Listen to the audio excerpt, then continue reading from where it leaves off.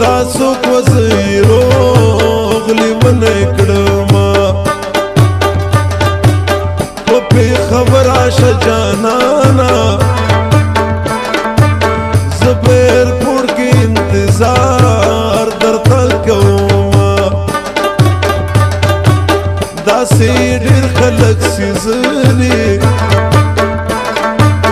یوازې ته نه یې چې وخت دې ژړوینه ما ته یې دومره مینه بس ده چې هره ورځ یې نوی نوی خط راځينه ګمان کوم خاورې ځای دی چې څوک مسرو غرمو پردو کوڅو لځینه که مسافر شوي بیا به ګورې چې مسافر ته خلک کومه